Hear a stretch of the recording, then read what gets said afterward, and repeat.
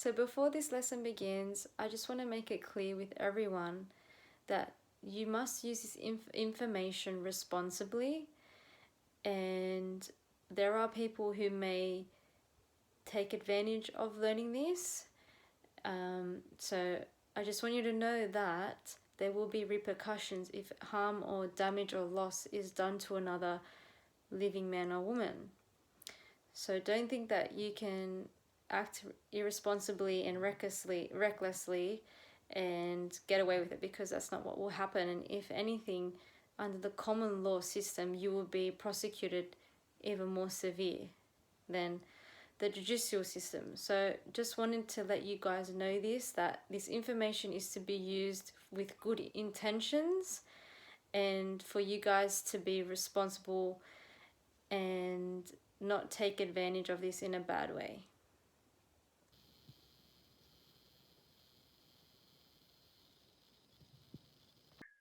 So, when we're born, through the birth registration process, we get a person created for us. Now, your person, as defined in Black's Law Dictionary. Black's Law Dictionary is sort of like the gold standard of legal definitions. A person is defined as a corporation or a trust. Now, and that's your name in all capital letters. Now, the reason the government creates this person for you, remember, person, corporation, trust, all capital letters, is so the government can contract with you as a living man or a living woman. So governments are corporations. All acts and statutes or government law is based in commerce. So it's all contract. It's all an offer of service, a contract, or a benefit. So they cannot contract with you as a living man or woman. They can only contract with another corporation. So corporation, trust, person. Now, when you understand that, and you understand there's basically two of you. So there's you who is the living man or living woman, and there is the person. Now, most people think that a person is the living man, living woman. We just don't really think about it. Person is actually defined as a corporation or trust. That's a very, very important thing to actually distinguish. So living man, living woman, person. Person being corporation or trust. Two very different things. So if you were to get your wallet out now and look for your driver's license, passport, Medicare card, basically anything that comes from government, you would see that it has your name in all capital letters on it. And the reason for that is because that is a benefit being given to you by government, and it can only be given to you, to your person. That's your corporational trust. Like, I know I keep repeating myself, but it's just the best way to kind of repetition is the best way to learn things, I think, anyway. So as the living man or living woman, you're also the beneficiary of that trust that is created for you. When you realize you're the beneficiary of the trust, it gives you a whole different legal standing. So you can actually give your consent to any contract or offer of service or benefit that comes from the government, or you can actually refuse to accept it. Now, the way that works, I'm going to ask a couple of questions. They're rhetorical questions. Is it legal to own a living man or a living woman? Answer, of course, is no. Is slavery legal? Answer, of course, or legal or lawful? The answer, of course, is no. So if a government was able to make a law, let's pick something ridiculous like, man, I don't know, you have to wear pink shoes on Friday or something like that. I don't know.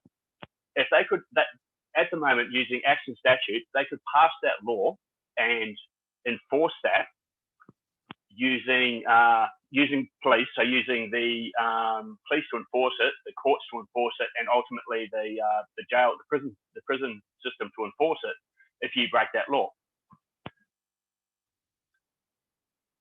That's not living free, is it? That's not a free person. For them to make a law like that and then use the police and courts and ultimately the jail system to enforce it, that's actually placing you into servitude and slavery. Okay, they can make up any stupid law they want and enforce it against you. Now, how they get around that? So we've agreed. So I've already said that slavery and servitude is illegal and unlawful. How they get around that is they trick you into consenting to be your person being corporation or trust. Now, how they do that? Anytime you, let's use a traffic stop, for example.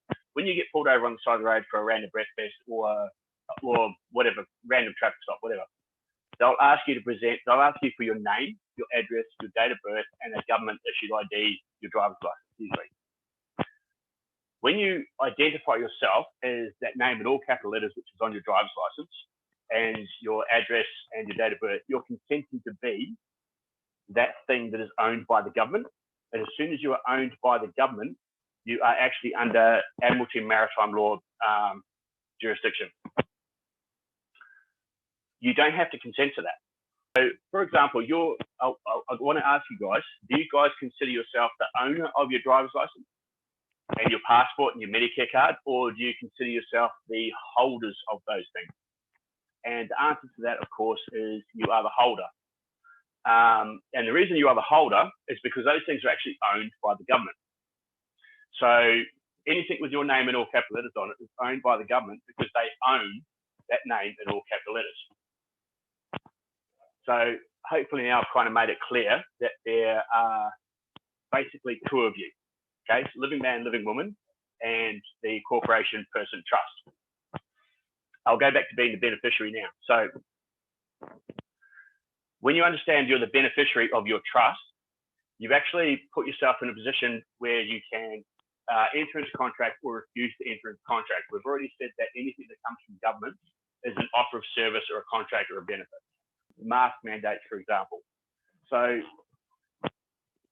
even though, okay, so there's a whole bunch of different reasons why mask mandates, for example, aren't enforceable anyway, but let's say that you've got you're confronted with a policeman or policewoman or a police officer, sorry, and they are trying to enforce a mask mandate on you.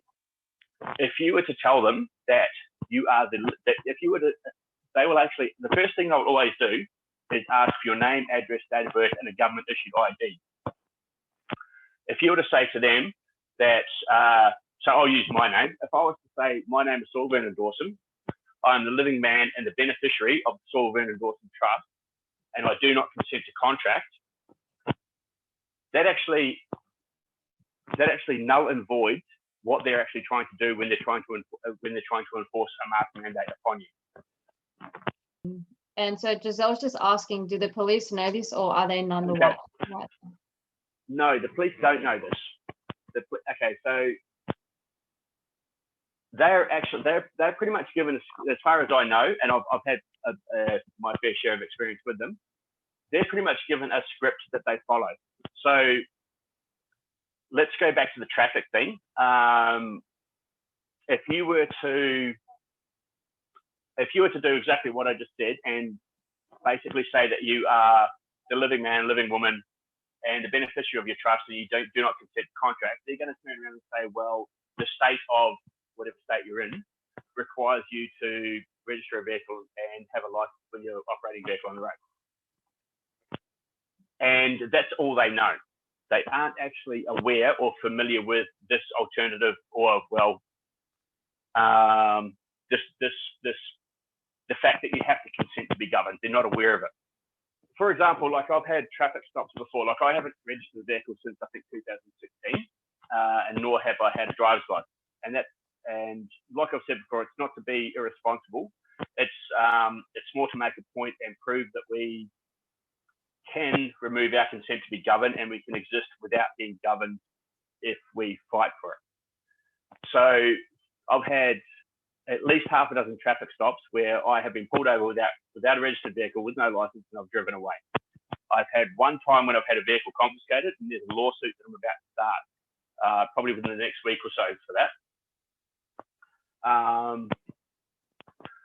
And I'll let all you guys know how that goes. I'm sort of intending to make a bit of I'll make what happens with that public anyway. So anyway, so what I do, as soon as a police officer comes to my vehicle, they'll ask me to wind the window down so they can speak. and I'll tell them, the first thing I'll do is tell them to turn their personal recording device on. The second thing I'll do is I'll state my name, and I'll say my name is Saul Dawson. I'm the beneficiary of the Saul Dawson Trust. I've removed my consent to be my name in all capital letters, which is the person corporation trust. I've removed my consent from any punitive benefits. And punitive benefits, like I said, anything that comes from government is a contract or an offer of service or a benefit. So a punitive benefit is punishments. Okay, so you can actually remove your consent to be punished. Now, the way I did this was a letter. We can actually put that letter up somewhere, can we, Dora? Yeah. Send it to me and I'll put it in the Telegram. Yep, cool. So it's a very well worded letter. It's applicable to any common law country anywhere in the world. I sort of slightly edited it for Australia. And it outlines my position and my desire for my record to be changed to show that I will not be automatically identified as my name in all capital letters, and basically that I'm self-governed. And when that goes up, you guys can read it, and if you guys want to use it, you're more than welcome to, of course. Do you recommend people send this letter prior to using this tactic? Yeah, I do, because if you can actually turn around and say that you have removed your consent to be governed, basically, by a written notice prior to having an encounter, then it has a bit more standing. If you just, because technically, as public, okay, so another thing we've got to remember, these guys are public servants. So our police, our government, they're all public servants. They're there to serve us. They're there to administer to our needs. The whole reason the government exists is to administer to people's needs. If we send a notice to the government, right, and this is any branch of government, it can be, so I've sent notices to police, magistrates court, Supreme Court, and a few different, like a bunch of places. As public servants, it's up to them to amend our records to show that we have removed our consent to be identified as our person or our trust. And it's now actually up to them to actually know this. So as soon as we get stopped and we say this, they should actually, technically, they should actually already have that record showing that we've done this. And then they should respect the rule of law and respect that we haven't consented to an act or a statute being enforced against us. I think it was Giselle. She asked, so just about what the police would do, but I responded and I said that you pretty much have to convince them to go and contact their lawyer, right? Yeah. So I'll get back to what I've done in traffic stops that I've personally experienced. So, yep, I'll ask them to turn the personal recording device on, identify myself as the beneficiary of the trust, tell them that I've removed my consent to govern, removed my consent to be recognised as the trust. They'll tell me that the state requires a person to have a registered vehicle and a licence, and then I'll turn around and I'll actually say, well, the state has absolutely no jurisdiction over me whatsoever, which it doesn't. Without my consent, the state, which is the government, has no jurisdiction over me whatsoever. I will tell them that the state has jurisdiction over my name in all capital letters, which I am not, and I have actually given written notice. Well, for me personally, I've given notice through the courts as well as written notice that I'm not my name in all capital letters. So I tell them that. And then I explain that the state has jurisdiction over the name in all capital letters. That I exist in common law jurisdiction only. Then that argument might kind of go around in circles for a little bit before they basically. And then I also tell them that I've already set a precedent in court, because I've already taken this to court with this method and won.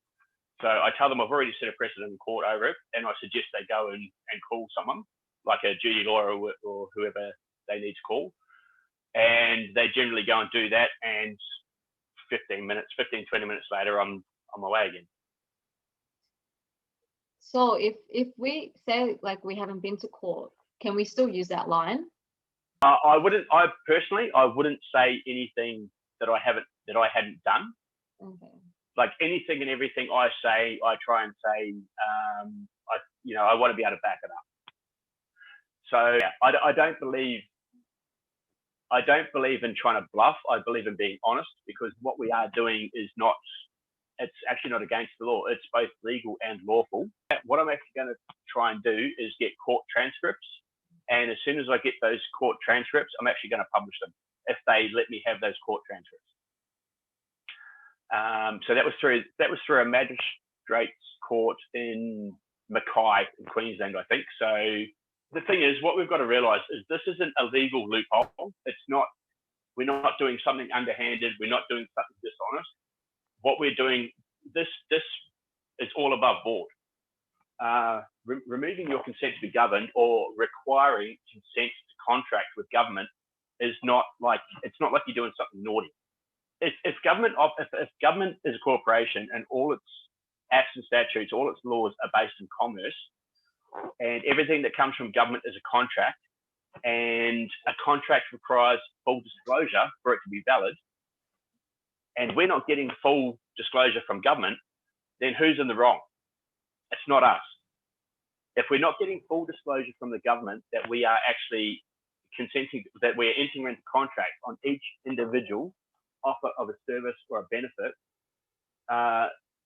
they're actually committing fraud. So this is why I sort of say there's no point trying to bluff or trying to pretend that we've done something we haven't, because we're not doing anything wrong, right? We're actually in the right with everything we do. So you might as well stick to the full truth and full honesty of the situation. I can kind of put things in my words and I can tell you guys exactly what to say, but I can't have the argument for you. Yes, there is. Under the Constitution, there is something that forbids forced medical procedures on people. The only problem is with the Constitution is at the moment, the Constitution is open to interpretation. And I've actually recently been having this discussion with a few people. Moving forward, I believe that we need a rewritten constitution using quantum grammar or syntactical grammar so that it cannot be interpreted in different ways and our rights and our freedoms are protected. At the moment, though, like I'm saying, the Constitution is open for interpretation and it's not really serving us very well. The fact that we cannot be made slaves, we cannot be owned, and the fact that we need to consent to acts and statutes that come from the government, I personally feel, and people with more knowledge might see it differently, but I personally feel that is the strongest thing that we have to use to not allow a government to basically ride over us with all these rules, laws, mandates that we don't want to accept. So I actually think that offers us better protection than the Constitution right now. So let's go back to like what you would say to the police officer. So he'd come up to you and then you'll say, can you please turn on your recording device? And that's... Yeah, okay.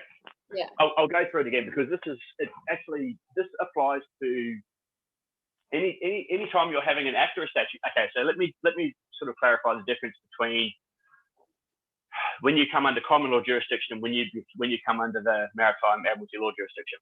So basically, if you create a victim, if you hurt anyone, if you damage someone's property, you are basically going to face courtroom and face charges.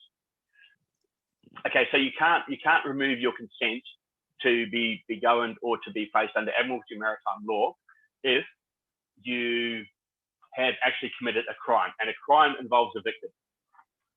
Now, anything else is usually the admiralty maritime law jurisdiction and its acts and statutes, and they require your consent. So this goes for anything from a traffic stop to mask mandates to vaccination to being vaccinated to do stuff. So if someone was trying to enforce an act or statute upon me, I'm going to identify myself as Saul Bernard Awesome.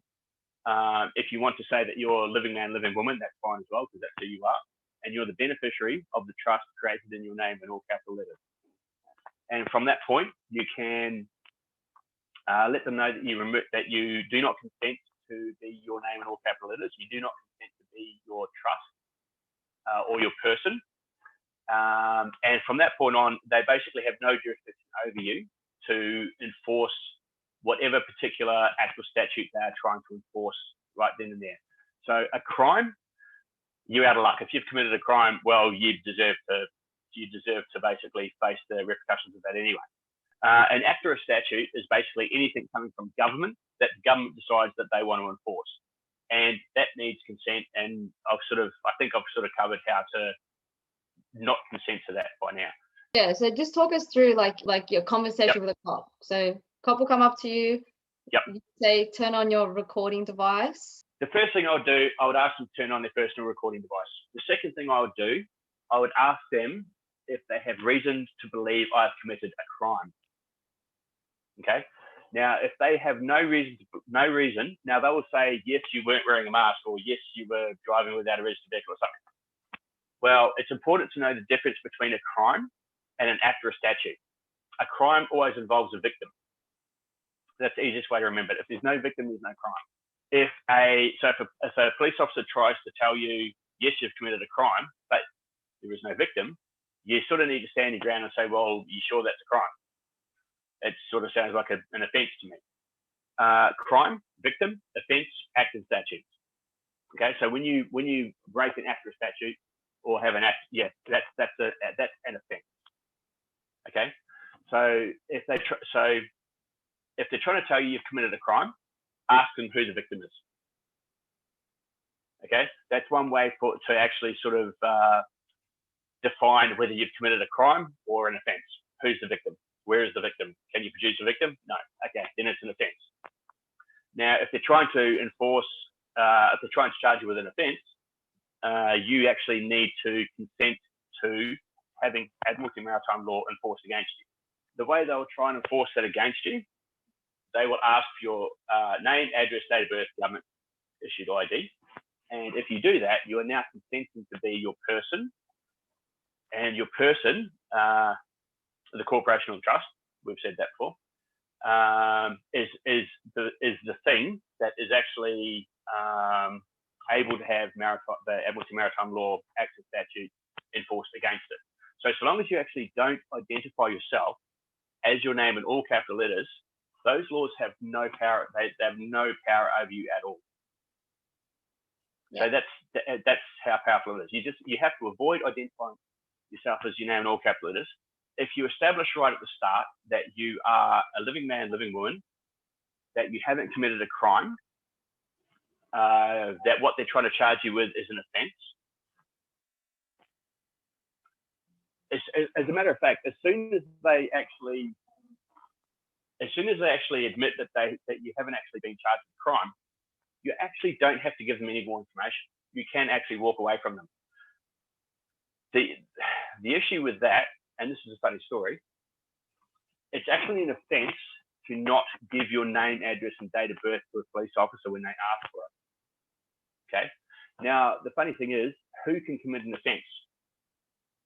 The only person that can commit an offence is your name in all capital letters. So until you identify yourself in your name as your name in all capital letters, your person, you can't commit an offence. You cannot commit an offence, right? So they're trying to charge you with. So let's say you refuse to identify yourself as your person, right?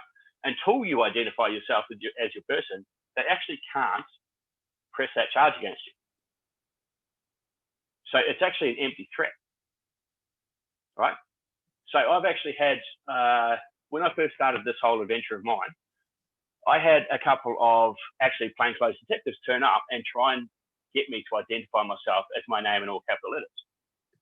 And I had exactly this conversation with them, and I said, so hang on, you guys have turned up at my place of residence. You're trying to tell me that it's an offence to identify myself as my name in all capital letters, yet you can only charge me with that offence once I identify myself as my name in all capital letters. So, well, I'm still not going to identify myself as my name in all capital letters. I hope that makes sense to you guys. So, Saul, if they're trying to ask you for your ID or your name, yep, and to identify yourself, how do you get out of that? What do you say? Okay, well, there's two courses of action that you can take there, and again, you can ask them if you have committed a crime. Okay. Now, if you have committed a crime, if they've got reason to believe you have committed a crime, they can arrest you anyway. No matter what your name is, they can arrest you. If they agree that you have committed an offence, right? Well, you can actually turn around and say, well, if I haven't committed a crime, I actually don't have to talk to you, and you can walk off. Now, of course, they're probably not going to accept that, and they're going to say, no, you have to identify yourself. So the easiest way of doing it, and this will hold up in court, is to identify yourself as the beneficiary of the trust, which is in your name in all capital letters. That's how you identify yourself. So, or even better, identify yourself as the living man or the living woman who is the beneficiary of the trust that is in your name in all capital letters. That is the best way to identify yourself. You can still use your ID because it can be quite confrontational when you're faced with a whole bunch of cops and they're trying to enforce an accurate statute upon you, asking for your name, asking for your ID, and threatening to arrest you if you don't do it. It can be quite intimidating. So if something's about to happen and you intend to take this to court later on, just make sure you identify yourself as a living man, living woman, beneficiary of the trust, or beneficiary of the person, corporation. It's easy to say beneficiary of the trust, and then they can do what they can take it from there. Yeah, so when you actually go to court, so I suggest that. Well, I suggest three things. I suggest that the letter that we'll put up on your Telegram site, I suggest that people take that. I suggest they read it. It's actually quite well worded, quite simple. It's quite clearly worded, and it actually outlines what government actually is on a point-by-point basis. And it also asks for a reply within 14 days on a point-by-point basis if there's anything incorrect in this letter. So it's actually great for education as well as giving notice of your intentions and your requests. So just to butt in there, yep. When you send this letter, do you carry it with you? And when you're like approached, do you present it to the officer? I don't, because I'm sort of stubborn, and I kind of feel that because they're public servants, if I've sent this letter in, right, they should action it. They should receive it, take notice of it, and action it, because they're our public servants. We pay them to do this for us, right? So in my mind, I've sent them a notice. I've told them what I'm doing. What I'm doing is perfectly lawful. It's not like I'm doing anything naughty or wrong. I'm not, absolutely not at all. So in my mind, I think that they should, and they do, and by the way, they do, and I'll explain that after this. I think they should take that letter, they should action it, and they should change my record to actually show that I have removed my consent, basically removed my consent to be governed, or removed my consent to have Admiralty Maritime Law enforced upon me. So no, I don't. I don't carry it on me. I don't feel the need to. And I'm quite happy to take stuff to court. Do you record yourself when they come along with like their advice? I don't really bother. I haven't. If I had have known that this was going to escalate into this and I was going to be doing this sort of stuff, I would have and I should have, and I kind of regret not doing it. But up until now, I've had no need to. I've sort of, like I say, I've had quite a few instances where I've had traffic stops and I've actually driven away perfectly fine, and I've never really had the need to record and I've never really had the desire to sort of publish anything along these lines, because it was, like we were speaking the other night, like I sort of had a bit of a moral dilemma of whether to share this sort of information with people. So I've kind of kept it a little bit under wraps for quite a few years. I know now, I realise now this is the time for it to come out, because we need to show people how to kind of navigate in this kind of climate. But yeah, prior to this, I was a little bit skeptical whether I should, make too big of a noise about it. Yeah. Okay. And so what usually happens, like when they've asked for your ID and you've said you're the beneficiary of your trust, yep. and you hold your license yep. up and show them, I'm the beneficiary of this. Yep. And then what would they say usually after that? Usually usually they will say that the state requires you to have a license, or the state requires you to have a registered vehicle. So that's an instance of a traffic stop. So let's assume that we're not in a traffic stop and we're in a different situation. What they will probably do is, let's say it's a mask mandate or a lockdown thing, a stay-at-home order or something like that. As soon as you hand over that ID, they will ignore the fact that you have, in my opinion, I would hope that they would actually stop trying to enforce an ACRA statute upon whoever it was that had not consented to it. Because as soon as you don't consent to having that ACRA statute enforced upon you, and they carry on enforcing it, they actually they're now breaking the law. So they have without your consent, they have no force of law behind them. Okay, so, and unfortunately, that places a police officer in a very precarious situation.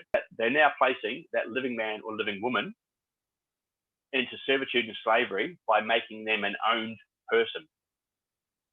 Okay, so that person is actually not consented to having that offer of service from the government enforced against them, which is our legal, lawful right to do so.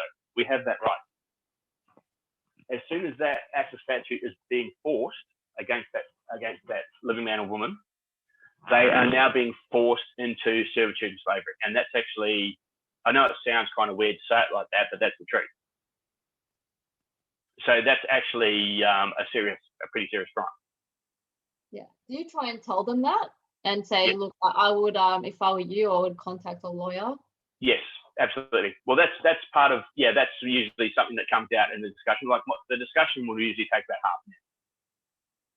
But that's something that I'll actually bring up. And usually I get through to them. They will go and sit in the car. They'll call someone, and that's when, and after there's a bit of a clearing up of things, they'll come back and say I'm free to go. They'll either keep pushing it or they'll let you go. And if they keep pushing it, you're take it to court. You're covered because you've already said you're the beneficiary. Yes, exactly. So if you choose to hand over your ID, so long as you identify yourself as the beneficiary of the trust, even if they write out an infringement notice, you can take that to court and it will get thrown out because you haven't consented to it. You still have to stand your ground in court, but you've got, as long as you do that, you've got as long as you do that, you've got every legal standing or even lawful standing for that to be thrown out. And you can even then also pursue counterclaims for, you can actually pursue criminal charges even if you wanted to, because you have been forced into servitude and slavery by being forced into being your person, corporation, trust. Okay, that's good, and that's what you did. So you went to court, you won, and then you say I've actually won this in court. The next time they stop you, can they access that information instead? Yeah, I believe they can. So I've had I've had traffic stops that have been a bit strange so since 2016, like I say, I haven't registered a vehicle. I've had personalised plates on my vehicles that I've had that were given to me years and years ago that have never been registered, and that's just what I put on my vehicle, just to basically, because it's a pain in the ass having nothing on there. I mean, I've got nothing on my vehicles now. I just don't put a plate on them. But it kind of is just a little bit annoying because you kind of do get picked on a bit more with no plates on it, obviously.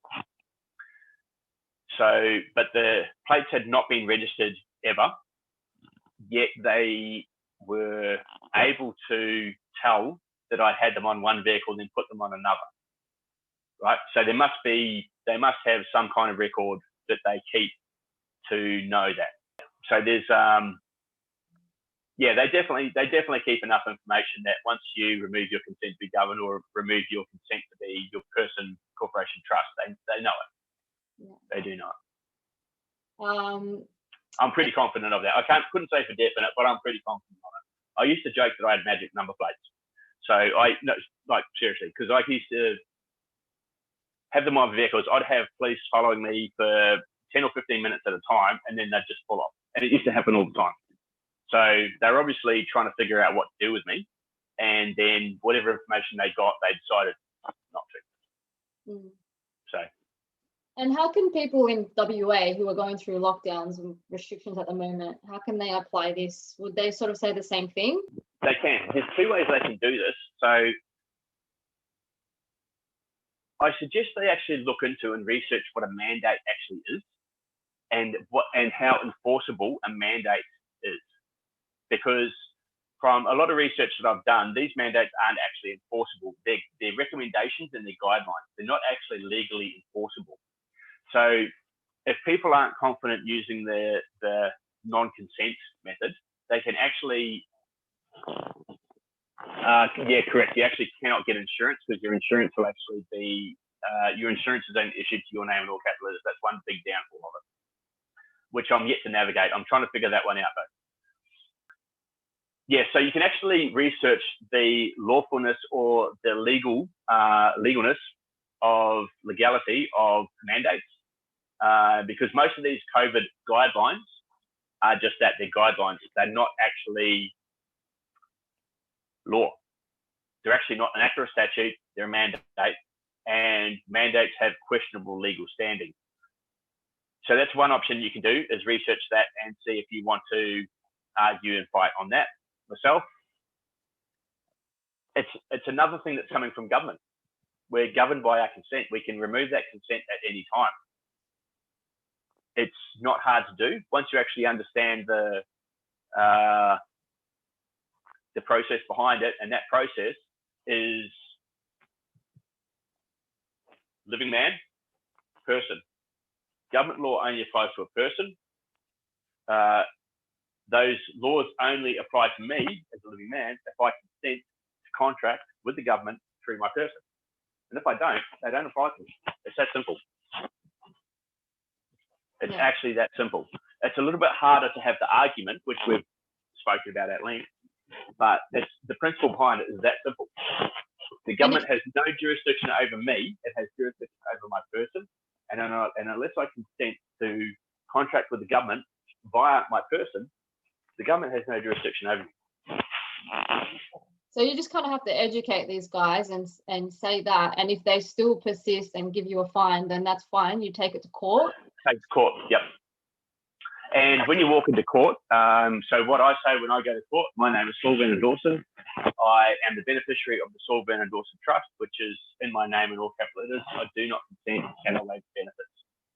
So what that means is I've identified who I am. I've identified myself as the beneficiary of my trust. I do not consent, which means I do not consent to contract. So in the court right there, they're trying to present me with a contract, and I'm saying no, thank you. And I waive the benefits. I waive the benefits of the services of the court and the benefits that are being offered to me by the government. And in other words, I have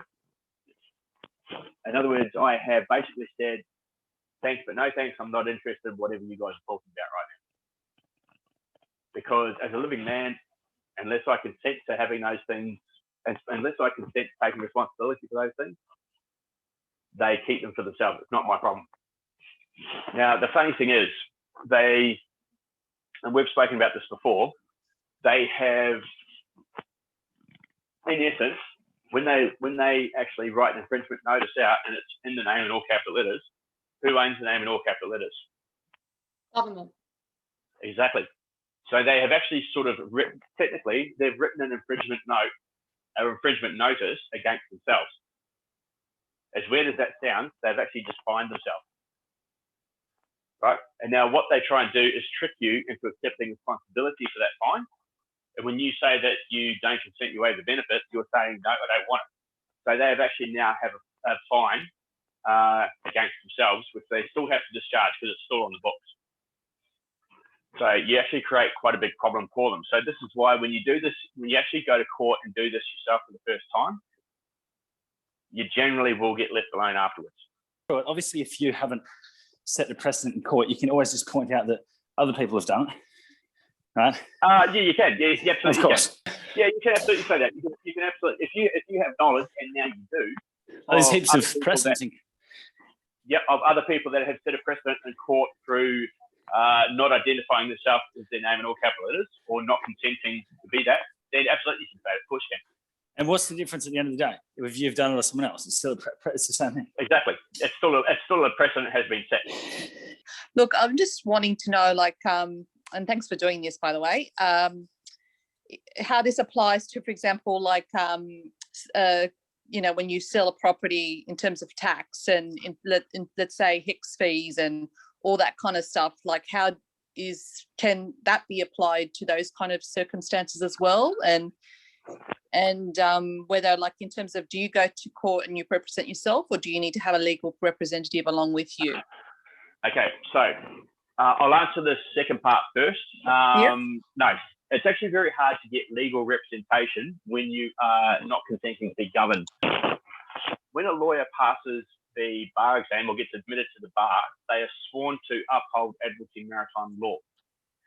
For a lawyer to defend someone that is going to put a different type of law above admiralty maritime law by not consenting or being a living man, living woman, which is basically common law kind of thing, I believe that those lawyers can actually get themselves in a lot of trouble, possibly even disbarred by representing a person doing that. So It's very, very hard. I've tried this before. I actually had a case that I took through the Supreme Court where I was actually had a claim and a statement of claim against the Queensland Police Service, and I could not get legal representation. Wow. I sort of tried to make a point. I kind of figured that I wasn't going to get it, but this was also a big learning curve for me too. But yeah, I found out that they don't like representing you in that in that way. So generally, you're better representing yourself. But to be honest, you don't need a lawyer. It's actually that easy to walk in there and tell them that you don't consent. So it's very easy to walk in there, identify yourself as a living man, living woman, beneficiary of the trust, and that you don't consent and you waive the benefits. It's so not hard. It's just more of a mental block and getting over sort of the intimidation of it all, I think, or the unknown. You know, the unknown is always scary. So when you sort of try something that's a bit out there, you're sort of always scared of, what happens? You know, what if this happens? What if that happens? Well, in my experience, I'll be honest, in my experience, the magistrate gets up and walks out and you dismiss your own case. That's my experience. Oh, beautiful. Yeah. So, yeah, short answer, no, yes, you have to self-represent because you cannot get a lawyer. So now going to the tax thing, and the loans, was it the HICS? Yeah, let's say HICS loan, like, for example, if you sell a house or you pay some capital gains, like, you know, do you need to really give that money to the government, you know? Okay, so at the moment, I actually hate the idea of giving the government any kind of money whatsoever, because the government is absolutely not serving our needs right now. This is just my opinion. Yep. And I actually hate funding that. And like I say, that's just my opinion. I don't get too carried away with the financial side of all this, because at the moment I kind of feel the situation we're in, the more important use of this kind of information or this kind of tactic is to free ourselves from this government. Having said that, your HECS debt and your taxes all apply to your name in all capital letters. So it is actually possible to discharge those debts against your trust or your person. And as the beneficiary of the trust, you can actually authorize your trust to pay those debts. Yeah, there's a bit more to it than that, which I don't really want to go into that right now. I can possibly maybe another time go into that. Peter Wilson on YouTube, he has a really good video that explains the trust. And Was Peter or Peter Wilson? Peter Wilson, okay. It's called Becoming Sovereign by Peter Wilson. Type that in YouTube, and he talks about it and how you can access your trust, pretty much. Your trust actually has assets attached to it. So those assets can actually be used. Well, they actually are used to pay they actually are used to pay all your government bills. Yep. Should people get common law ID or birth certificate, driver's license under common law? Or is that not necessary? Okay. So I just saw something pop up on screen about is this what another group is doing, and my thoughts on that. If anything that you do in regards to this type of information or this type of way of doing things, if it teaches you how to achieve an outcome, then it has value. I personally don't think that you need to do the whole live birth certificate and claim your straw man. I personally don't think you need to do that. As soon as you understand you're the beneficiary, and as soon as you understand that as beneficiary, so as soon as you understand you are the living man or living woman, and as such you're the beneficiary of the trust, you've already put yourself in a position of power. So I might be missing something, but I don't see the point in doing the whole claim your straw man, claim your live birth certificate, all that. There may be a point to it, and it may work for some people. All I can say is what's worked for me. So, and it's very simple. It's not complex, not confusing. I'll say it one more time. You're the living man or the living woman. You're the beneficiary of the trust, which is your person, which is your name in all capital letters. As such, you can either accept to contract with government or refuse to contract with government, and it's that simple. Yes. All you're doing when you go to court is just trying to swap over. So yep. When you go to court, you're actually administered to your trust. Yep. It's actually your trust being administered. That's what's happening when you're in court. Yeah. And a magistrate's court anyway. When you say refusing to contract with the government, does that actually also negate your access to do other things? No. Anything that comes from government is an offer of service. Right? Now, so they're all individual offers. And each individual offer you can choose to consent to, or you can choose to reject. Right?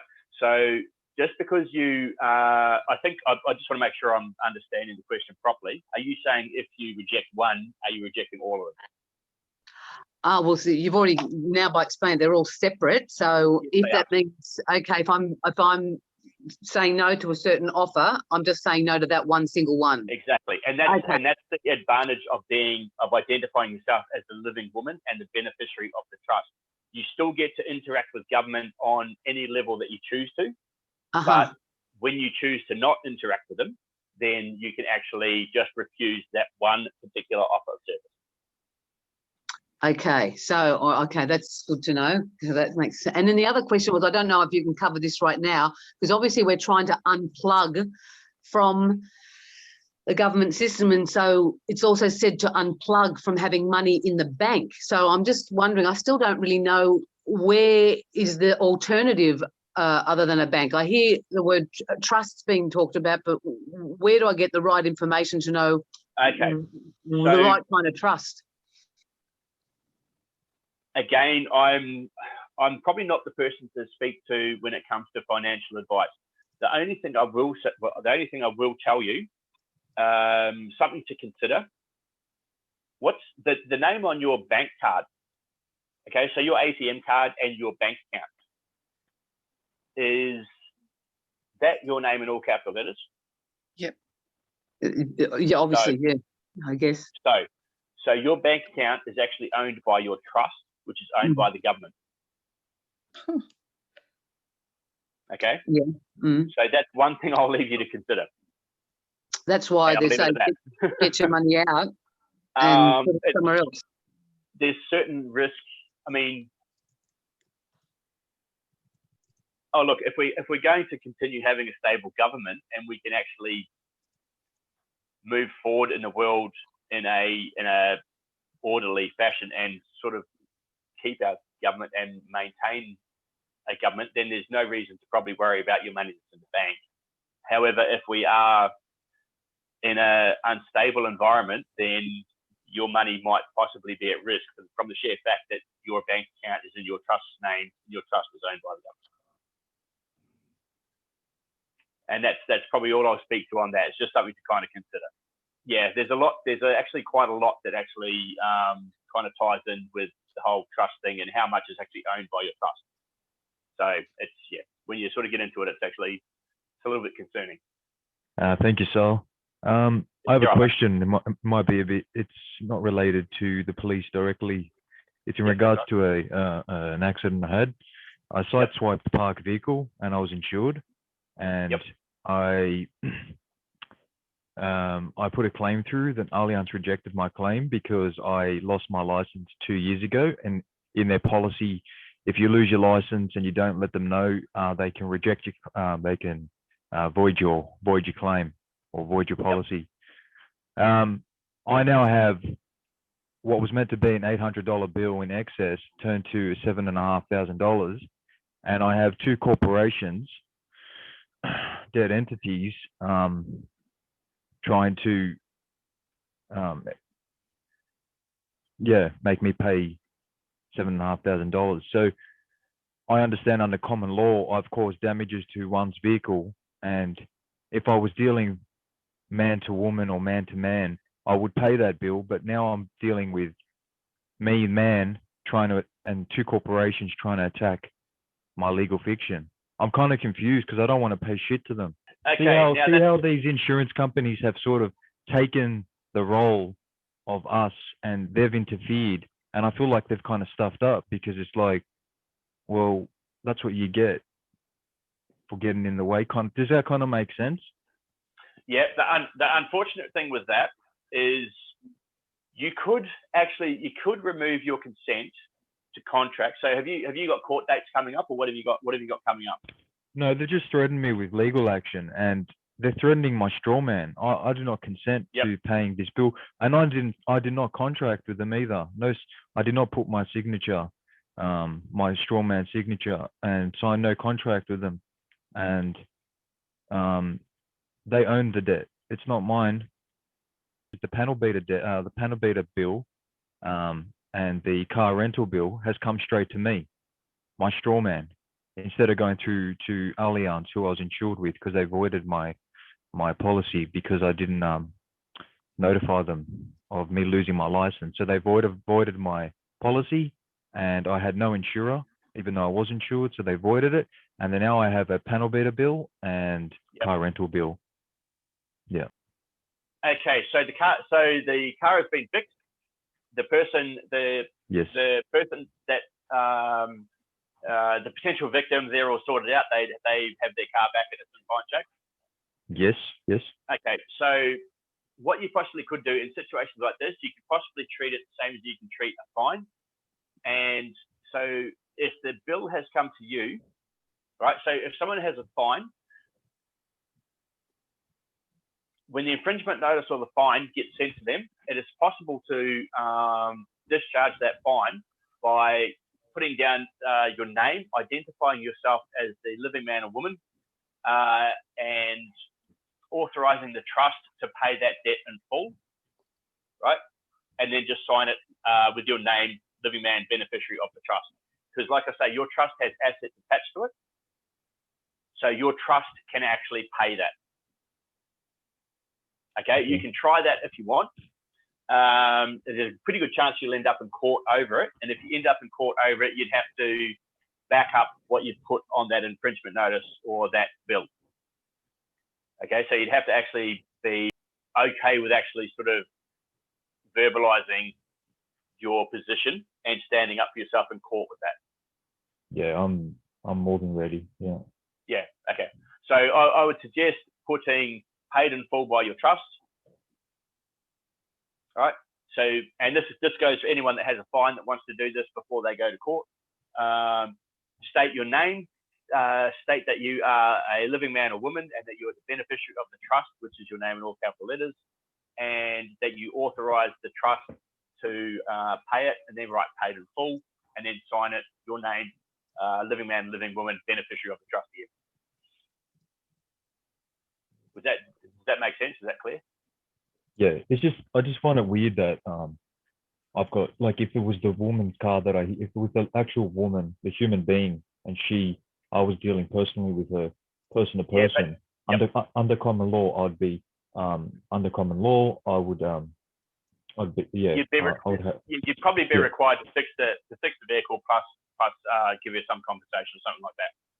Right, but now I have these two dead entities trying to.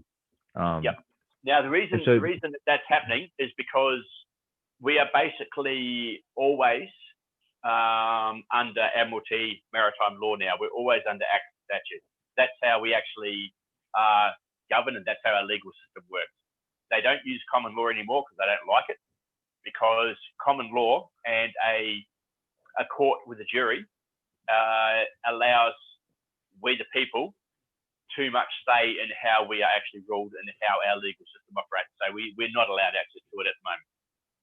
I'm hoping to change that, but that's that's it in a nutshell. Are we obliged to do RBTs and RDTs? Again, if you pull up, if they stop you, you are well within your rights to ask if you have committed a crime. And if you haven't committed a crime, there is actually no further reason that you need to speak to anybody.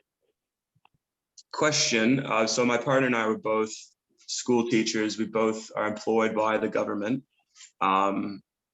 And our main concern right now around everything that's happening is if they try and mandate these vaccines in terms of like you need to be vaccinated in order to work. If we choose not to give consent for that, what does that mean for our contract with the government for employment purposes? Okay, so there's several ways that you are protected from not taking a vaccine. There's protection in the Australian Constitution, although I think we discussed earlier, the Constitution is a little bit too open to interpretation to be used effectively at the moment, I feel, although it is still in there.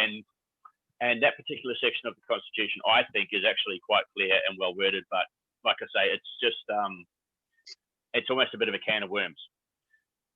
So the first thing, my advice to you, the first thing would be to, so let's say someone is saying that you can't work unless you get a vaccine. Yeah. The first thing I would do is ask that person whether they are trying to enforce a government law, or whether it is like an internal law, like if it's coming from the school itself, or is it coming from the government itself. So you sort of need to identify who is actually trying to enforce this, right? So if it's the government trying to enforce it, then you can remove your consent to be, you can just say, I'm not consenting to that, right? And as soon as you, as a living man and the beneficiary of trust, refuse to consent to an act or a statute or anything coming from government, they cannot lawfully, legally enforce it against you, okay? Now, if it is the school board or the headmaster or whoever it is trying to enforce it, then you need to ask them under whose authority, right, are they trying to enforce it? Where does their authority come from?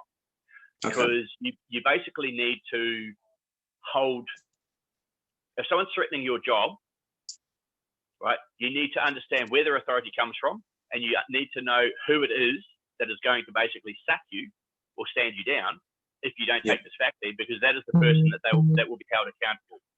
So, and as soon as you have that person that is actually calling the shots, so to speak, you now have someone to speak to, and you now have someone to basically put on notice and basically say you'll be holding them accountable, taking them to court on criminal charges if they attempt to enforce something against you that is not in their authority to enforce. Right. So if we remove consent for that particular contract. Yes. So first of all, identify whether it's a government mandate or a government law they're trying to enforce, or whether it's an internal policy, like that particular school's policy, or just identify where it is, like where that authority is coming from. For them to think that they can do that to you. Okay? Right. And then pick who you need to speak to and hold accountable for it. And I'm actually happy to kind of help you out with that when it comes to it too, if you need a bit of. Yeah, that'd be amazing. Thank you. Thanks, Saul. Appreciate it. What's the exact thing that I'm trying to help people fight against, because this is actually where we really have to take a stand and actually, I agree. hold people accountable for, having these government mandates enforced against us, because we've basically got a government saying a vaccine is not going to be mandatory, but then we have corporations forcing us to do stuff in order to travel, in order to work, in order to do whatever. So the government may not make it mandatory, but when corporations basically say we can't do what we want to do until we have it, we're being coerced. It's medical coercion. What we need to have is a government that actually stands up for us against the corporations that are trying to force this medical coercion onto us, but we don't have that. This feels like, for me personally, this is the next step now moving forward, because it's already happening. Like, we know a few teachers who have been approached already at preschool, because it's private. They've already sacked. We know someone who's been sacked because they turned it down. So we need to be ready, and I feel like this is it. So even that person that got sacked, I'd be interested to know who sacked them and how they felt that they had that authority to actually do that. Right. And if someone, and you've also got to let people know in the case of that person who got sacked, were they asked to leave? Were they pressured to leave? And did they actually give their consent to leave? Or were they actually sacked? Right. So, and this is the thing, most people so far are getting pressured to quit or leave or whatever, but they're sort of doing it still with their own consent. They're still not standing up and saying, I'm not letting you sack me over this. They're just sort of agreeing, okay, no, they're sort of getting told to leave or whatever, and they're saying, okay, fine. Yeah. So they're still consenting to it. Yeah, so we've got to make sure that we don't consent to any of this. None of it. Absolutely. Yeah. And to the previous person, in terms of the schools, I've got family, they're in private schools and public schools, and I was just interested to know, I know that in the UK I've heard some cases where they vaccinated their kids, and I believe that they were in high school, and I'm quite concerned that might end up being the case in Australia someday soon. So in terms of schooling, like children in a public and private setting, I would say that obviously the government is what you've taught us this evening, but if you're dealing with a Catholic school, let's say, how do we approach that situation in the same way, or? Exactly the same way. You need to find out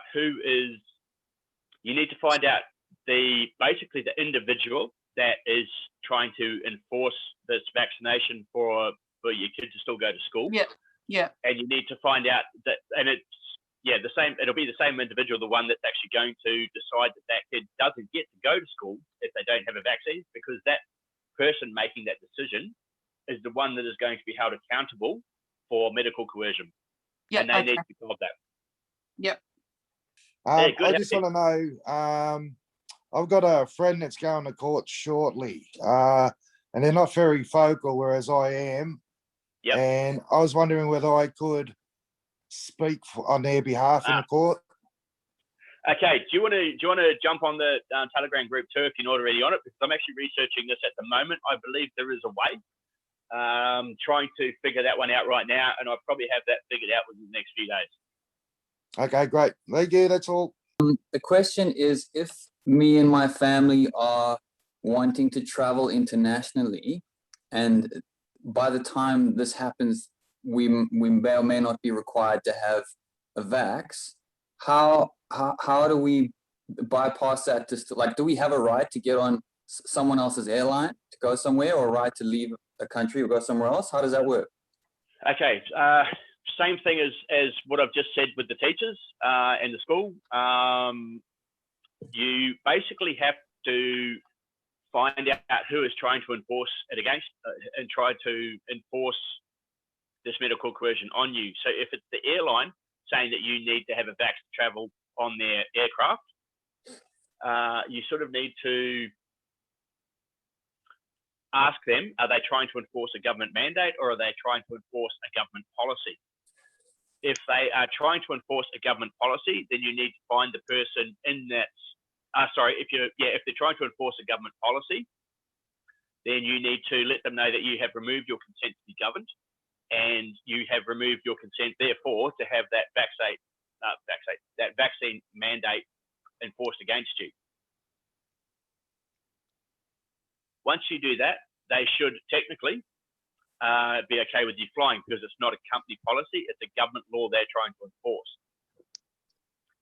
And you also need to sort of clarify whether the government has actually asked them to enforce that law, or whether they're just doing it because they think that's what they're supposed to do. Because these mandates are funny things; they're actually recommendations. The majority of them are recommendations; they're not lawful legal acts or statutes. Secondly, if it is a company policy they're trying to enforce, then you basically need to find the person responsible for that policy, or the department, preferably a person. It's very hard putting a department or a company or a corporation on notice or holding them accountable. You really need an individual. It's a bit of a process, but this is just where we're at in today's world, unfortunately. So you need to find the individual that's actually enforcing this policy, and basically tell them that you're going to be holding them accountable for a crime of enforcing a medical mandate against you without your consent to be able to use one of their services, because that's actually it's a crime. It's actually a crime. So I'm a living woman and I'm the beneficiary of my own trust, and I'm not my name in capital letters, and I do not consent. Once I do this for myself, what about my children aged between 8 years and 17 years old? What can I do for them? As the legal, lawful parent guardian of those children, you have the say of what happens to those kids. It's actually your say. It's not anyone else's.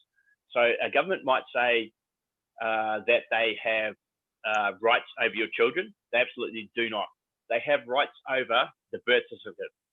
Okay, so the only thing that they own is the birth certificate. They own the name in all capital letters, and that is it. Your kid is your kid until it is legally an adult. All right, which 18, I think it is. So if a school says that they have if a school or any other institution says that they have the right to make a decision for your child, and that their decision outweighs your decision over what you decide is right for your child, they're wrong. They're absolutely 100% wrong.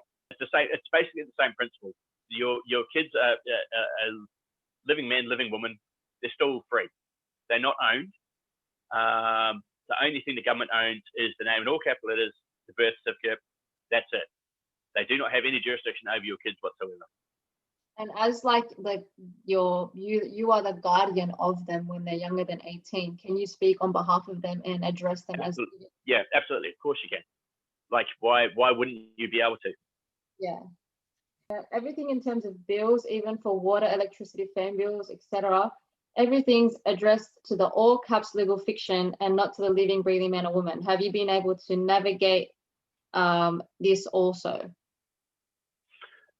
Any bill that's actually addressed to your name in all capital letters is actually addressed to the trust. The trust pays for it. When you become I think it's the debtor of the trust. So when you actually put your hand up and say, yes, I'm my name in all capital letters, you become I think it's the debtor. And you then take responsibility for the costs and the debts incurred by your trust. As beneficiary, you can actually return those bills. You can actually write on them paid in full, authorized by your name, the living man, living woman, beneficiary of the trust, which is the name in all capital letters. And that should be it. You've actually just paid it.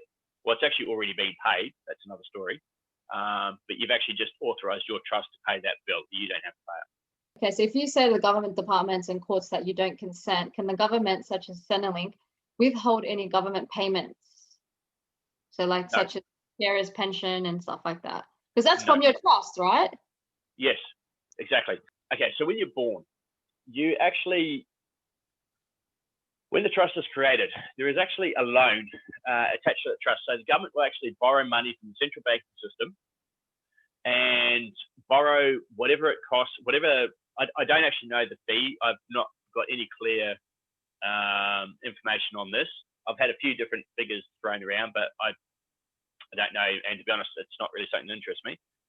But it's quite a substantial amount of money that they borrow. And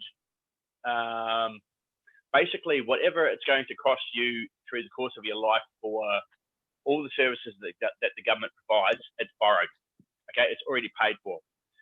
And how you pay it back is through your lifelong work, your taxes, your fines, your registrations, your licenses. You pay that loan back plus a lot of interest. So for the likes of any benefits that come from the government, such as a Centrelink or anything else the government pays for, it's already been paid for. They took a loan out without you knowing about it. They took a loan out to cover that. So don't feel bad if you refuse to consent to be governed in certain areas, but accept benefits in others. It's already been paid for. They've already taken a loan out to do it. The other reason that they can't stop that from happening is because, as I've said earlier, every single thing that comes from government is an individual offer. So just because you remove your consent from one thing doesn't mean it's a blanket removal. It's just that one contract you've said no to. The other contracts you can say yes to. So you might have 5 different contracts, 3 of which you like and 2 that you don't. You can remove your consent for 2 and accept 3. That's what government is there for. It's there to administer to your needs and to provide those services. And those services require your consent, which you can either say yes and you can say no, and to any of them. So they're all individual. You're right. So if you want to sort of go away and do your own research and look into it a little bit more, because I know you can't really sort of cover everything in, an hour or 2, where would you suggest for me to start? There is a half-decent video on YouTube called Strawman Nature of the Cage. That would be a good place to start.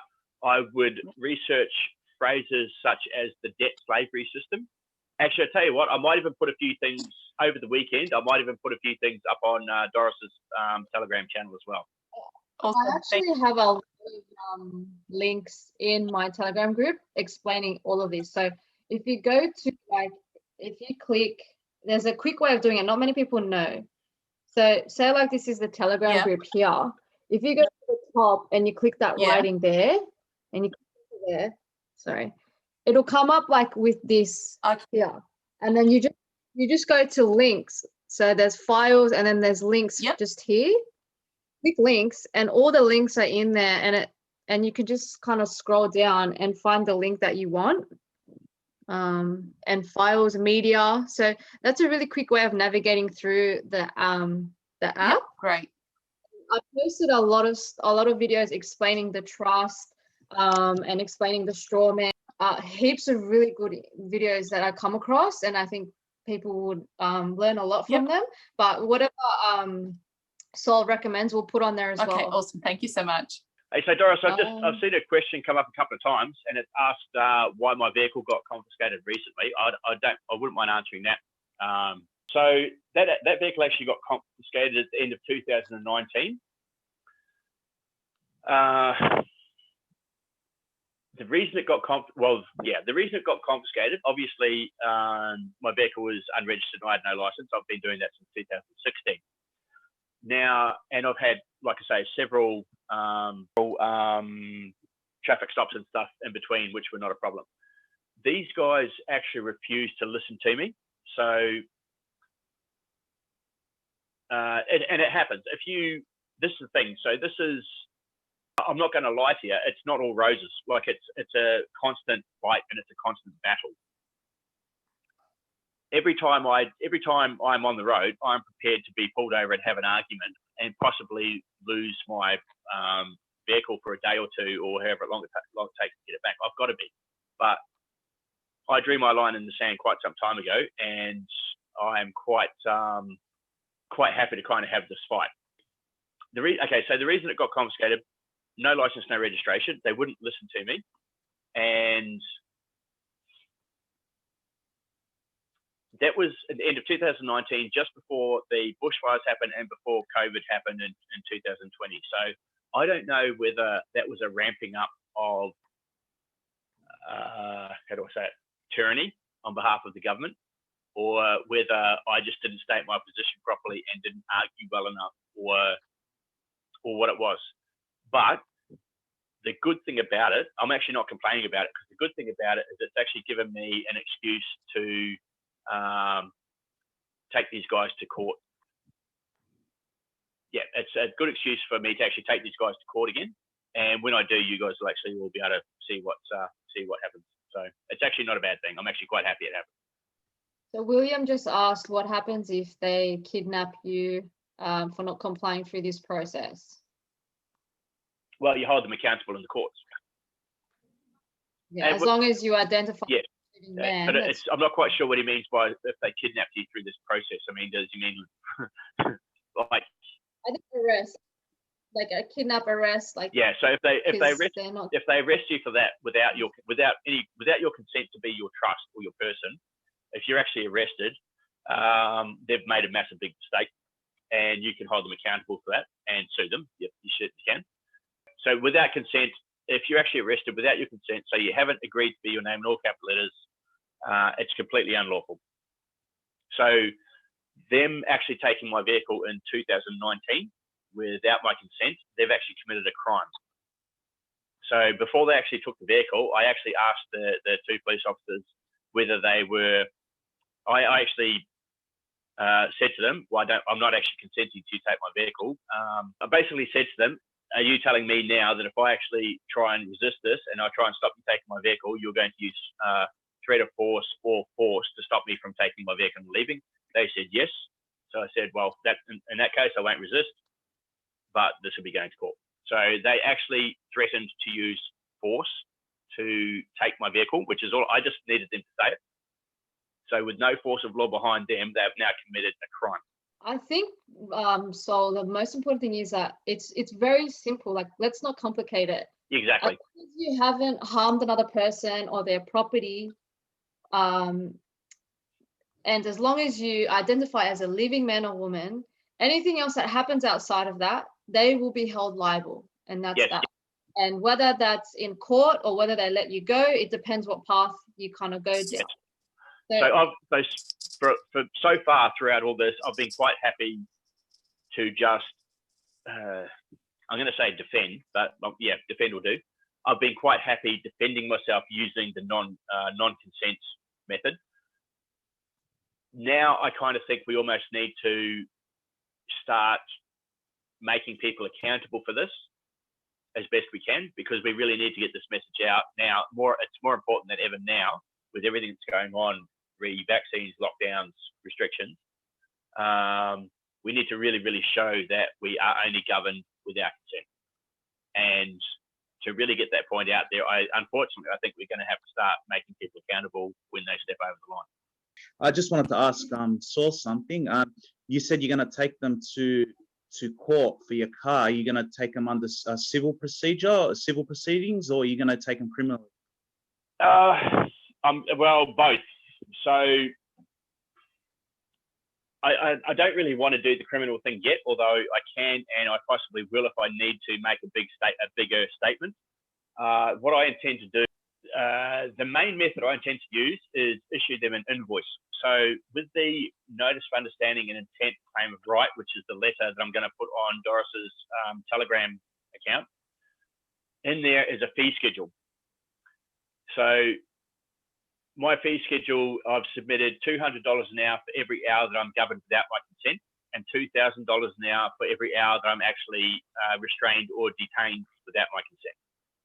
So for the whole time that they had my car impounded, I will be issuing them with an invoice for $200 an hour for every single hour that car was impounded. Have you already issued that invoice? No, I haven't. I'll be issuing that within the next week or two. So it'll start from the time that you issue the invoice? Yes. Yep. So what will happen, I'll give them 14 days to pay the invoice. Pretty sure they won't pay it. And then what I will do is actually sue them for the amount of the invoice. Yep. So that's I've actually seen precedents. So there's been precedents set for the use of a fee schedule with a positive outcome. So I think that will be probably at this stage the most effective way of proceeding.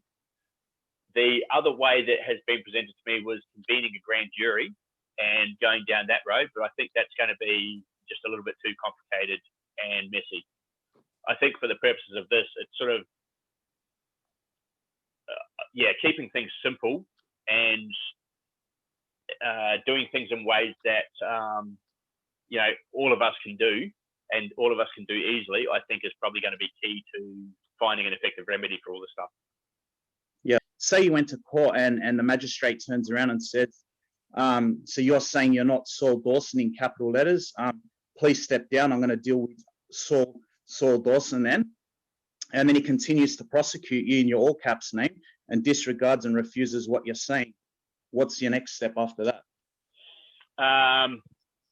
Well, they actually can't. They actually can't. That's what. Yeah. So I've actually been to court and I've done this. So I actually had all up probably maybe 7. So the first time I actually did this, I had maybe 7 visits to court before I had my first victory. So the first time I actually went to court, I walked in, I said, my name is Saul Vernon Dawson. I'm the beneficiary of the Saul Vernon Dawson Trust. I do not consent to waive the benefits. And the magistrate said to me, you can't say that here. So he bluffed me. I fell for it. I was very new at this. I was just starting out. And so I said, okay, so when can I say it? And he said, oh, well, I don't know, but you can't say it here. And I said, so can I say it once I get into trial? And he says, yeah, maybe, perhaps, but you can't say it here. So I said, okay, well, fine. Well, I'm going to plead not guilty, because I honestly thought the magistrate wouldn't lie to me. I was that naive. But trust me, they do. So anyway, so from then on, in my mind, I had to now get into court and get into a trial situation to say what I needed to say, but I also had to get into the trial situation without consenting to be my name in all capital letters. So my next court visit, I walk into the court, the magistrate asked me to identify myself, and I say, well, my name's Saul Vernon Dawson, but I'm not my name in all capital letters. They adjourned it. Second time I walked in, same thing happened. So third time, I'm kind of getting the shits, and I'm kind of thinking, I just want to get into court. Like, I just need to progress this so I can have some kind of an outcome. It was a couple of traffic fines. It was no big deal. I didn't care if it didn't work. I'd just pay the fine, no big deal. But I just wanted to at least have some sort of progression happen so that it wasn't just a stalemate each time. So, I've gone in and I've actually asked the magistrate why we can't progress without me identifying myself as my name in all capital letters. And the magistrate turned around and actually called me a smartass and said, well, you're a real smartass, aren't you? And I'm kind of like, wasn't trying to be. I was actually asking, just asking a genuine question, because, at this stage I was living in central Queensland traveling to Mackay. Like, it was a fair old drive and a bit of a pain in the ass to do that drive just to be told, just to, have it adjourned. So I've been called a smartass. I've had a magistrate say, if I'm not my name in all capital letters, I'm not real Saul Vernon Dawson, and that adjourn it. And then finally, I have said exactly what I said in the first place, which is, my name is Saul Vernon Dawson. I'm the beneficiary of the Saul Vernon Dawson Trust. I do not consent and I waive the benefits. And before I had finished that sentence, the magistrate had stood up, exited out of a door at the back of the courtroom, and I've dismissed my own case. So they actually cannot administer your trust without your consent. That's my experience. Other people might say something different. They may have had different experiences. That's my experience. Yeah, because some of these magistrates are just doing whatever they want. I've now at the moment, I've just been to court recently, and I've lodged a judicial complaint to the New South Wales, to the Judicial Complaints Commission, and now I'm looking at a judicial review now as well, lodging that with the federal court system. Okay. But just because I played the strawman technique with my the police issued me police had a search warrant, and they tried to press charges against me, and they sent me a court attendance notice and a summons sheet in my other name, which doesn't exist anymore because I had changed my name with births, deaths, and marriages a few years prior. And I went into court basically, and I said that wasn't me, and I was saying I'm such and such, and the magistrate goes, I'm not buying it, and we went through all this stuff, okay. and anyway, they adjourned the case, and then. Yeah, they adjourned the case, and then the next time I went back, I asked them, am I required to enter a plea if the court attendance notice and the fact sheet isn't in my name? So I sort of played the straw man technique, but not saying I was a sovereign citizen, whatever. I was just using the other name, and basically, they had to adjourn it again and again. And then I came up against another magistrate. They must have sent me to this guy. Because the first time I went to court, I went in front of 4 magistrates, and they couldn't deal with it. They adjourned it. Then I went back again, and the same thing happened again, and then finally I went up against another one. And he goes, "All right, no worries, step down. Then I'm going to deal with such and such in his absence." So he was dealing with my other name, which was my old name. So it was no longer me because I changed it. He's got that. Yeah, so he's actually caught you out on a little bit of a legal trick there, I think. So when he actually did that, how did he actually tie the 2 names together? Okay, so the thing was, he couldn't tie the 2 names together. He was just making an opinion. He had no fact to tie the 2 names together because I wasn't consenting to that being my name. So he was stuck in a bad situation. So he started saying to me, I've been dealing with the Magna Carta and sovereign citizens for years now. He goes, you're that guy. And I said, no, I'm not. And anyway, we went around in circles for half an hour, and he was getting the shits. And then they decided to start prosecuting while I said to him, I don't consent to that. And he goes, yeah, anyway, it went on for about half an hour. And then finally, as they started to prosecute both of them, basically, I said, all right, I'm pleading not guilty under duress. And I asked him, if he was under oath and for his oath of office, and then the guy wanted to, he said he was going to arrest me for contempt, and it got pretty heated, man. And anyway, I pled not guilty under duress, and then at the end of it, he said, well, now I don't know who's pleading not guilty. So he was all muddled up. So what I done was I got the transcript and the audio, and I broke everything down, and I lodged a complaint to the Judicial Complaints Commission, and so they're overlooking him now. So he could get reported to the chief magistrate or whatever. But anyone that's a part of the bar, the justice isn't getting done in the bar. That this is the problem. So it gets reported to the chief magistrate. The chief magistrate probably goes for coffee with him in the morning. I don't know. But probably, but because you're playing in their game, But exactly, and that's the thing. If you can keep yourself out of their game, and the best way to do it, the best way to keep yourself out of their game is to be the beneficiary of the trust, to not consent and to aid the benefit, because that's you not even entering into their game at all. Yeah, because I've studied a lot of law and a lot of common law, so I sort of know a little bit about a fair few things, but I've got documentation to provide to the court before I even step foot into that court, signed by notaries and stuff like that, and I've got all my records, birth records, all kinds of stuff that I can prove. I've got when I go into court, I could have 6 people proving that I'm a man before I even step foot in there. So I don't have to argue this in court. Yeah, what I'm trying to say basically is these magistrates aren't buying some of this stuff. They're just proceeding, even though what they're doing is actually unlawful. They're still trying to proceed. Yeah, but there's a massive difference. There's a massive difference when you identify yourself as the beneficiary of the trust, and you do not enter a plea. You don't even have an argument with them. You don't even have a discussion with them. Yes. For a discussion or an argument, you're inviting a negotiation. There's no negotiation. There's no negotiation whatsoever. You're the living man. You're the beneficiary, and you do not consent. You add the benefits, and that's it. And you just stand your ground on that. Nothing else. You don't enter into any other arguments about anything at all. Now, what happens if he does try and prosecute, though? He does try and prosecute right in front of you. He can't. He can't? He can't. Because did you see what I was saying? How they tried without to you prosecute consenting, him? without you consenting to be your name in all capital letters, they're prosecuting themselves.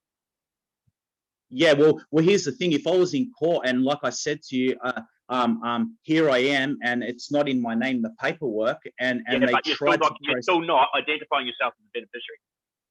You're still not identifying yourself as a living man and the beneficiary of whatever particular trust is being administered. But yeah, here's the thing. But there's two legal persons. There's my old name, which doesn't exist anymore, and there's my new name. So what you need to do is not consent to be any of them. Yeah, got ya. Yep. Yeah. See, what you're trying to do is say that you're one but not the other. And no matter which Yeah, I one of went those down- two you are, if you're consenting to be either one of those two, you're now under Admiralty Maritime Law jurisdiction. So you're not either of them. You're the living man and you're the beneficiary.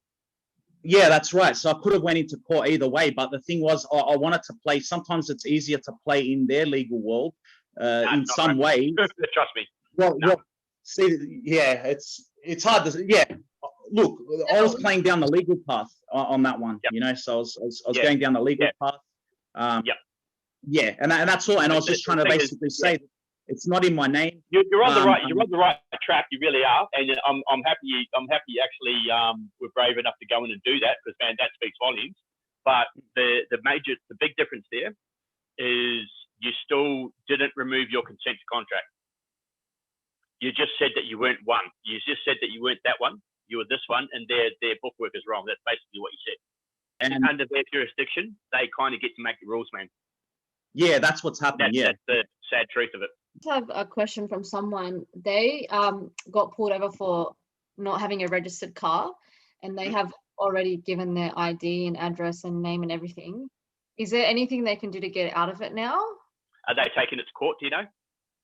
No, he hasn't taken it to court. They need to apply to take that to court and have that heard in court, and they can still remove their consent to contract in court. It'll be a little bit tougher for them, but they should still. There's no reason they can't do it in court.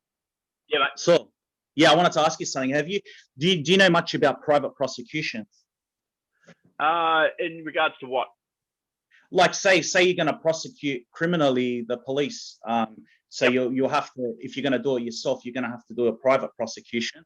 Yes, you're right, and that's actually a bit of a tricky one. So, give me. So, what court are you intending to go through, or what court are you sort of? Just your. You could be your local magistrate's court, basically. Okay. So magistrate's court, you'd actually probably anything like that. You'd probably take through the Supreme Court, but preferably you go through the High Court. Now, the problem with going through either a magistrate's court or a Supreme Court, magistrate's court works completely in Admiralty Maritime Law. Supreme Court is supposed to, my understanding, it's supposed to sort of work half Admiralty Maritime, half common law type thing. So magistrate's court's pretty much a waste of time. Even with the Supreme Court, that's tricky because the problem with that is you generally have to make your case, have your case heard, and then you've got to get it into the trial, into an actual trial. And a judge can, before it goes to trial, a judge or a magistrate can actually make a decision on whether there is a case to be heard or not. Yes. Now, if it's something they don't want to be heard, they just boot it. Yep. So that can be quite tricky. So basically, probably criminal charges is probably the way to go if you've got a policeman that you can actually prove, or a police officer that you can prove has been committing a crime. The thing is that sometimes you can't just get into the Supreme Court. You know, they might say this is a case to be heard at the local magistrate's court. Well, this is where I'm saying I need more detail because I need to know what the case was because certain things I heard in certain places. So depending on what it was would sort of dictate where it was going to be heard and how you'd go about getting it somewhere. There was a guy that mentioned, can someone talk on behalf of someone wanted to talk on behalf of someone else with a case? Yep. Yeah, so there's a thing, and it's basically you can't use it at the mention, but you can use it at the hearing. It's called a Mackenzie friend, and you can get them. Yeah, and they can whisper in your ear. They can't talk on your behalf, but you can. They can whisper in your ear, and then they can relay information. So it's you and them against the magistrate and prosecutor. You know. So yes, that's actually what. You're dead right. That's actually the thing that I was trying to remember what it was. That you 100% right. Yep. Yeah. So you can just go in the morning to the registrar, and you just tell the registrar at the hearing that you wish for a Mackenzie friend, and she'll grant it. Add something, or to ask if you are also aware or know much about the International Tribunal of Natural Law and Common Law, a fellow called Alfred Lambermont Weber, who is a judge in Canada, but like I don't know if you call him a human rights judge, but he's certainly on our side, the people's side, and him and a bunch of others have put something together, which is, talking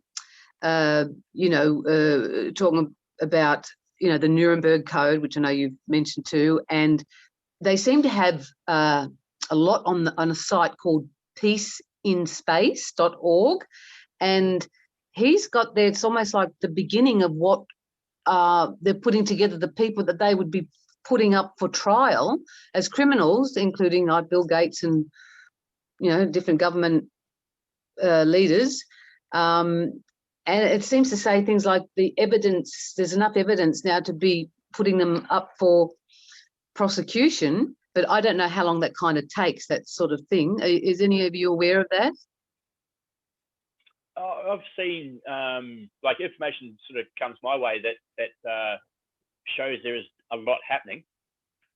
There are definitely people taking action and pressing charges and creating court cases. I just hope that we have the infrastructure in our courts to have these things heard in a unbiased way. That's my biggest fear with it, is that our court systems are perhaps not going to function how we'd like them to. But there is definitely a lot happening. There is definitely a lot happening. Well, like this is, being put at The Hague, so that's the international, for crimes against humanity stuff, and so it's not like a. It's not your local magistrate's court. Yeah. Yeah, so it's there's definitely, I've seen things like that happening as well. So I'm hoping, I'm hoping we get an outcome from it that we want, for sure. I hope people, I don't expect people to have the confidence just from this to go out and start doing it. Hopefully some do, and hopefully people actually just start doing some research themselves. And I'm more than happy to assist with things, because I'm kind of the opinion that we need to sort of move away from the theory side of things, and we actually need to start doing things for real. Because words, I guess words affect change, but it's actually really actions. It's actions that actually make changes, and we actually need to we actually sort of need to start doing this stuff for real, not just sort of talking about it anymore, I think. And by confronting police like this, bit by bit, they're actually going to get educated about it too, and find out, hang on a minute, what the hell are we doing? Who actually are we working for? What are we actually doing here? Yes, 100%. Yep, agree with you completely. Because that's the wall that we actually have to bring down in a way, because they're thinking they're doing the right thing. They are, and I actually completely agree with you. Like, I've met a couple of policemen that I haven't really liked, but I've met probably more that I actually have respected and have actually appreciated dealing with. But what these guys don't know, and I actually feel quite bad for them, and I said earlier on in the piece, they're not taught this stuff. They don't understand it. They are actually being done a massive disservice by their government and by their superiors by not understanding this, because they are being placed in a very vulnerable situation. So when they attempt to enforce an act or statute on a non-consenting living man or woman, they are breaking the law. So they can go to jail. They can be held up. They can be held on criminal charges for that, and they don't know it. It's actually really unfortunate. It's a really unfortunate situation. It's like legalized mafia. That someone else is always getting someone else to do the dirty work, and then wash their hands later. Say, oh well,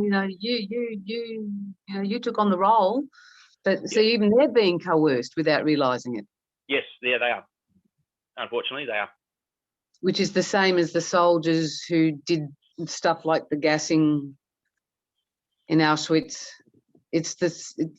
I mean, I'm using a very harsh example, but yeah, I get where you're going with it, though. Yeah. Yeah, sometimes you need a shock example to sort of get home, but yeah. Someone's received fines. Yep. And they've started to pay them, but can they withdraw their consent and take these fines to court if they've already made payments? Okay, so it's possible that if that, well, yes, they can. They should be able to apply to have that case reheard. And they should be able to then go to court and remove that consent. What I would suggest that they do is send in the letter that I'm going to be putting on your, or you can put up on your Telegram account. I'll send to you, or I'll put it up, whatever. Send that letter in, fill that letter out, send that letter in, and give notice of their removal of consent to punitive benefits. So punitive benefits is punishment. And once they've actually removed their consent for punitive benefits, they should no longer be paying that fine. I was going through that first year or so, or year and a half almost, when I had that first victory in court that I spoke about earlier. So the incident that actually led me to take this course of action, from that incident, I had about nearly $3,000 worth of fines. And that's what pissed me off that much, that the next time something happened, I decided to fight. It kind of annoyed me. Anyway. So when I actually did this process through the courts and removed my consent for everything, I actually had probably $2,500 worth of fines on the State Penalties Enforcement Registry, SPUR, is what it's called in Queensland, and they got wiped. Okay, so once you actually remove your consent to be governed, remove your consent from punitive benefits, they wiped my SPUR account. So to answer that question, yes, it's possible, even once you started paying it, to have it wiped and stop paying. These laws with your rego and your license, is that what happens with your boat license? Can you do it the same with the boat license? Yeah, same thing, mate. Same thing. Beautiful. Can't wait. Just about our housing titles, what's Saul's interpretation? Does he think we actually own our houses if we've got titles, especially now they're digitalised? Okay, so is the deed for your house, is it in your name in all capital letters? Yes? Oh, shit, forgot to check that. I know it says deed in fee simple. I checked that, so it is an official title. I'll go get it. Chances are it'll be in your name in all capital letters, so your trust owns it. One way I can explain this is,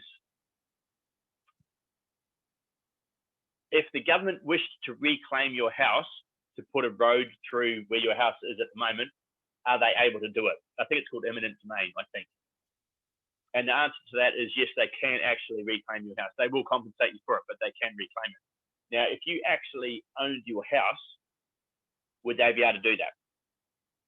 We just have right of use of things. We don't actually own anything. Is that right? Your trust owns them.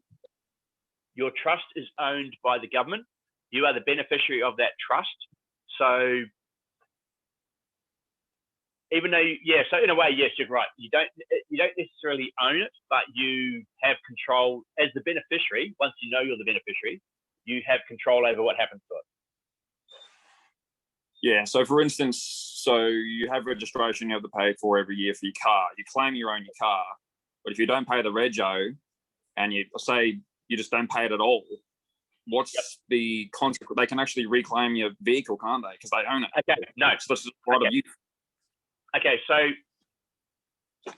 this is a good example. So if you were to buy a vehicle and not register it, and not use a license, that vehicle is now yours. The state or the government has absolutely no claim over that vehicle. If you buy a vehicle and you use a government ID when you buy it, and then you use your license to register it, you have now signed your vehicle over to your person, your trust, and therefore to the government, which is why the government can now seize your vehicle if you are not operating it under the terms of your license. Audio. Yeah. Because if you owned it and they took it, that's theft. That's a crime.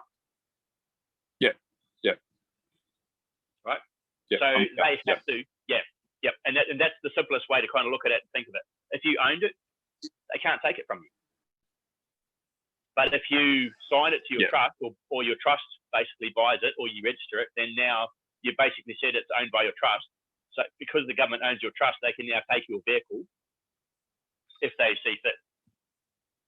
It's kind of put as collateral, isn't it? Your property. Yeah. Even yourself. I mean, if you end up in prison, you're just goods. That's where they store the goods, isn't it? That's sort of the whole. Yeah. Well, you are. Well, when you actually, so if you actually research the debt-based slavery system, you'll realise that when you become your name in all capital letters, you actually are an asset. Your goods put as collateral. You just go surety for it. So yeah, it's crazy. You are. Yes. Yes. It's actually, yeah, when you get into that side of things, it's actually pretty confronting. It's all fraud as well. It's just totally. Everything's fraud. Everything. Totally. Yep. Well, like I say, everything that comes from government is an offer of service or a contract. Contracts require full disclosure. If a contract doesn't have full disclosure, it's null and void. Yeah. Now you don't have full disclosure about what's going on, so these contracts are all null and void. It's all fraudulent. It's all actually unlawful. Yeah. And I was also going to say, basically, when you're born and you assume that all capitals name, you're actually committing identity fraud. Well, like it's not your name. That argument as well. Yep. Because it's government owned, and when you claim it, because when your mum, apparently she signs a notice of birth or something, and they can't use that as identification. So then they spew out the birth certificate from that documentation.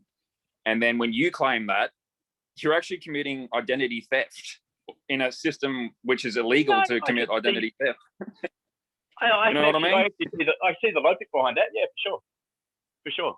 Yeah, although what they would say, if you were to actually say that you can't do that, then possibly they may identify you as either the debtor or the executor or the beneficiary of the trust, so that you aren't actually. So they've got their asses covered, right? By not saying that you have stolen an identity, right? Yeah. I feel like so is the certificate, so you get the birth certificate and there's a certificate of live birth. Is that where the trust is actually held? And you go as, when they give you that the birth certificate, you are the trustee of your own trust. The ZK trust, or however you say it, is a separate thing. There's actually 3 documents that they create, as far as to my knowledge. The ZK or ZK trust, however you say it, is another completely different thing generated off those documents. And that trust is the thing that they use to, well, that trust is your name in all capital letters, and that's what they borrow money against, right? Or use as collateral to borrow money against. Yep. And those are the assets attached to your trust, is that money that they borrow when you're actually first born.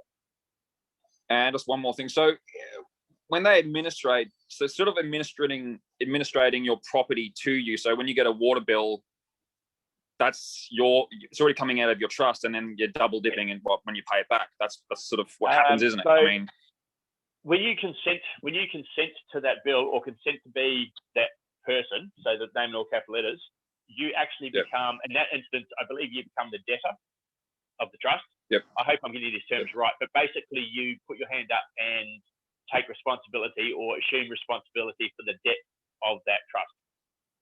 When you're the beneficiary or the executor, you can actually say basically that your trust is paying that bill, not you.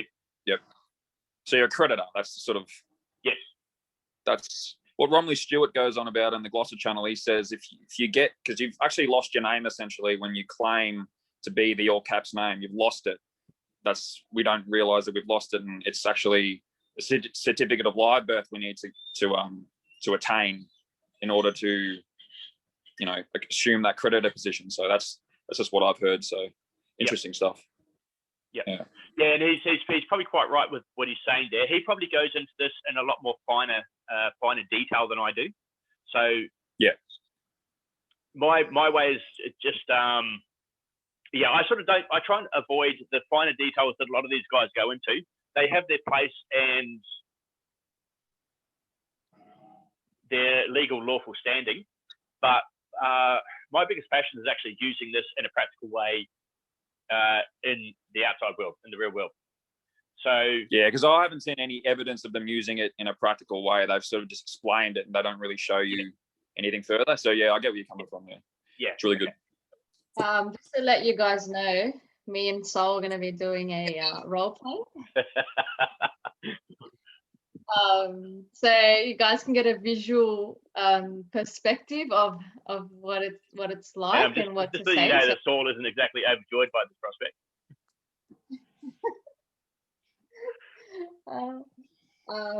But yeah, so I suppose. What you're doing on a Zoom? No, just like a recording, like a little mini film. Mm-hmm. So people can watch that and learn from that as Well, well. you put it up on your Telegram site. Yeah, I'll put it up, and I don't know how long it will last on social media, but I will put it up on Telegram, and it's like people are able to get like a visual perspective of how you do it. Obviously, Saul will be guiding me on how I have to speak and whatnot, but I think it's like another way people can learn and pick up easier, because when you're talking about it, it's different when you actually do it. And that's one of the big things I really want to try and achieve, is to give people the confidence to use this in real time, real situations, real life situations in the real world. That's what I really, really want to achieve. And the best way to do that is to not overcomplicate things too much. Just give a strong general knowledge of the main principles of it, and basically just how to interact and how to deal with situations likely to come your way. I ran that yesterday, and I took this as an opportunity to just jump straight into this. And so like my question is, that letter where you warn the government that the letter you were talking about before? Yep. About that you're the beneficiary, etc. Do I need to send that in first, or can I just jump straight into this no consent thing? How confident are you? How confident are you that you know? Dude, this is all I listen to all day at work, and I just really taking it in. I'm just gonna keep it simple, you said. So basically, there's no magic there's no magic letter or no magic thing you can do that automatically